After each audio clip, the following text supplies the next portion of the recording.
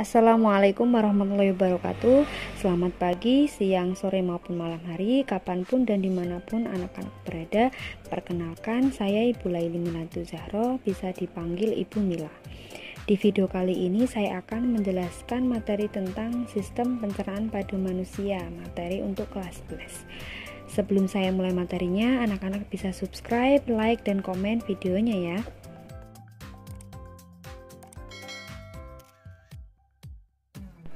Pencernaan merupakan proses memecah makanan menjadi molekul kecil sehingga dapat diserap oleh tubuh melalui pembuluh darah. Selanjutnya, molekul makanan dari darah masuk ke dalam sel melintasi membran sel. Perlu diingat, molekul yang tidak digunakan dan dibutuhkan oleh tubuh akan dikeluarkan dari tubuh melalui sistem ekskresi seperti keringat dan urin. Makanan yang tidak tercerna berupa feses akan dibuang melalui anus, yaitu melalui proses defekasi atau pengeluaran. Makanan diproses dalam tubuh melalui 4 tahapan. Yang pertama, ingesti, merupakan proses memasukkan makanan ke dalam mulut. Yang kedua, digesti, pencernaan. Yang ketiga, absorpsi, penyerapan. Yang keempat, defekasi, pengeluaran. Sistem pencernaan terdiri atas organ utama dan organ aksesori atau tambahan. Organ utama berupa saluran pencernaan. Saluran pencernaan diawali pada organ mulut, faring, esofagus, lambung, usus halus, usus besar atau kolon, rektum, dan anus. Lidah, gigi, kelenjar air ludah, hati, kantung empedu, dan pankreas merupakan organ aksesori yang membantu pencernaan mekanik dan kimiawi. Kelenjar pencernaan merupakan organ aksesori yang mengeluarkan enzim untuk membantu mencerna makanan. Sistem pencernaan manusia dimulai dari mulut. Pada rongga mulut terdapat lidah, gigi, dan kelenjar ludah. Lidah berfungsi untuk membolak-balikan makanan dan mendorong makanan ketika proses menelan. Selain itu, lidah juga berfungsi sebagai indera pengecap rasa. Rasa asam, asin, manis, dan pahit. Pada lidah terdapat sel-sel papila lidah yang mempunyai sel saraf yang menerima rangsangan dan meneruskannya ke otak sehingga kita bisa menerjemahkan rasa tersebut. Gigi terdiri dari 3 macam. Gigi seri untuk memotong makanan, gigi taring untuk menyobek, gigi geraham untuk mengunyah. Selanjutnya, kelenjar ludah. Kelenjar ludah berfungsi untuk membasahi makanan agar makanan mudah untuk ditelan. Kelenjar ludah mengandung enzim petialin yang berfungsi untuk mengubah amilum menjadi glukosa. Misalnya, setelah kita makan nasi atau roti di mulut dan dikunyah, makanya setelah itu rasanya menjadi manis karena di situ terjadi proses pengubahan amilum menjadi glukosa. Setelah makanan dari mulut, kemudian makanan melewati faring. Faring adalah persimpangan antara saluran pernafasan dan pencernaan. Pada faring terdapat pangkal faring yang dinamakan epiglotis. Epiglotis berfungsi untuk menutup ujung saluran pernafasan atau laring agar makanan tidak masuk ke saluran pernafasan. Setelah itu, makanan akan masuk ke dalam kerongkongan atau esofagus. Di dalam kerongkongan terdapat tulang rawan yang bentuknya seperti cincin yang bisa melonggar dan menyempit. Ketika otot kerongkongan berkontraksi, akan menyebabkan gerakan peristaltik atau gerakan meremas makanan. Di sini makanan akan berubah menjadi bolus atau bola-bola agar bisa masuk ke dalam lambung. Di lambung terjadi pencernaan secara kimiawi dan mekanik. Proses pencernaan secara kimiawi dibantu oleh beberapa enzim, sedangkan pencernaan secara mekanik adalah proses meremas makanan yang tadinya sudah berbentuk bolus. Enzim-enzim yang membantu pencernaan secara kimiawi yaitu yang pertama ada asam lambung atau HCl. Fungsi HCl ini adalah untuk mematikan bakteri pada makanan yang kita makan dan membuat bubur Kim. HCl adalah asam kuat yaitu mengandung pH 2-3. Enzim yang kedua yaitu pepsinogen. Enzim ini adalah enzim yang belum aktif.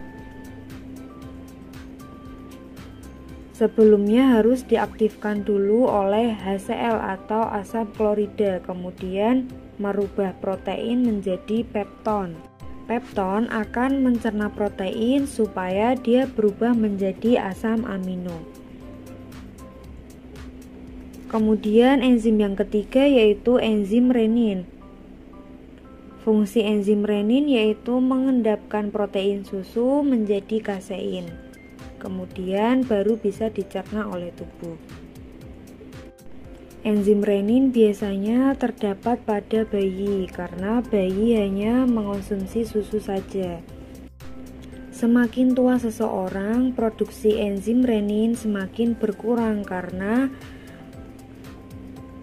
orang dewasa sudah tidak banyak mengkonsumsi susu, tapi banyak mengkonsumsi protein.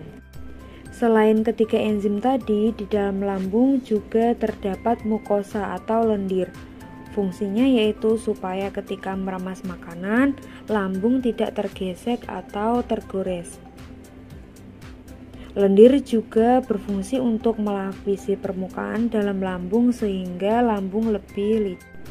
Untuk lebih mudah menghafal enzim-enzim yang ada di lambung, saya mau kasih singkatan yang ada di lambung yaitu LAPER atau LAPER. L-nya lambung, A-nya asam lambung atau HCl, P-nya pepsinogen, R-nya enzim renin.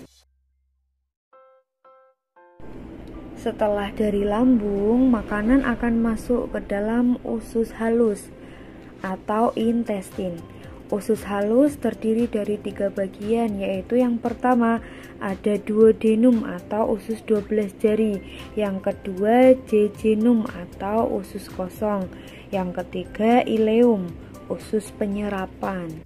Usus halus ini berfungsi untuk penyerapan sari-sari makanan. Di dalam usus halus juga terdapat beberapa enzim. Yang pertama ada enzim sukrase, yaitu enzim yang mengubah sukrosa menjadi glukosa. Yang kedua ada enzim maltase yang mengubah maltosa menjadi glukosa. Kemudian ada enzim laktase mengubah laktosa menjadi glukosa. Enzim erepsinogen yaitu yang mengubah erepsin menjadi pepton, kemudian berubah menjadi asam amino. Kemudian yang terakhir ada enzim lipase yang mengubah lemak menjadi asam lemak dan gliserol. Nah, zat-zat yang sudah diubah oleh enzim-enzim tadi yang nantinya akan diserap oleh usus halus. Untuk lebih mudah menghafalnya, Di dalam usus halus ini juga ada singkatan. Singkatannya yaitu masuk laeli, manya maltase, suknya sukrase, la-nya laktase, e-nya erepsinogen, li untuk lipase. Usus halus juga mempunyai aksesori, yaitu organ pankreas. Pankreas berfungsi sebagai penghasil enzim yang nantinya akan dimasukkan ke usus halus. Enzim-enzim yang berada pada pankreas yaitu yang pertama ada enzim lipase. Fungsinya mengubah lemak menjadi asam lemak dan gliserol. Kemudian yang kedua ada enzim amilase, mengubah amilum menjadi maltosa atau glukosa. Yang terakhir ada enzim tripsin, yaitu fungsinya untuk mencerna protein agar berubah menjadi pepton.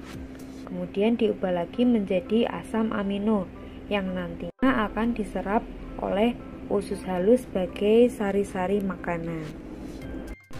Enzim-enzim yang ada pada pankreas juga mempunyai singkatan agar kalian bisa lebih mudah untuk menghafalnya. Singkatannya yaitu PLTA. P-nya untuk pankreas, L-nya enzim lipase, T-nya untuk tripsin, A-nya untuk amilase. Selain pankreas, organ aksesori yang lain yaitu hati. Hati juga penghasil empedu, yang nantinya cairan empedu akan merubah lemak menjadi emulsi lemak, sehingga emulsi lemak ini nantinya dapat diserap oleh usus halus. Karena tadi maltosa, glukosa, asam amino, kemudian emulsi lemak sudah diserap oleh usus sebagai sari makanan, kemudian sekarang tinggal ampasnya saja. Sekarang ampasnya kemudian diproses di usus besar atau kolon. Usus besar ini fungsinya untuk membusukkan feses atau ampas. Di dalam usus besar, prosesnya yang pertama yaitu reabsorpsi air, yaitu untuk menyerap air. Jika ada makanan yang terlalu encer akan diserap oleh usus besar, sehingga feses tidak terlalu encer. Kemudian setelah itu membentuk massa feses atau membentuk massa kotoran. Selanjutnya membentuk lendir, yaitu untuk melapisi lapisan mukosa yang ada di usus besar supaya dia jadi lebih licin. Di dalam usus besar atau kolon mempunyai bakteri Escherichia coli, yaitu bakteri yang bermanfaat. Fungsinya yaitu untuk mencerna selulosa yang dia tidak bisa dicerna secara alami oleh manusia. Kemudian massa feses akan didorong oleh otot rektum yang ada di usus besar menuju ke anus. Rektum adalah tempat feses sebelum dikeluarkan. Setelah rektum, kemudian feses akan dikeluarkan melewati anus.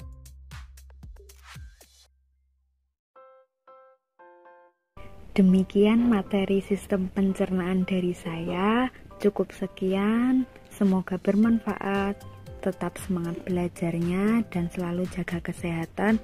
Wassalamualaikum warahmatullahi wabarakatuh.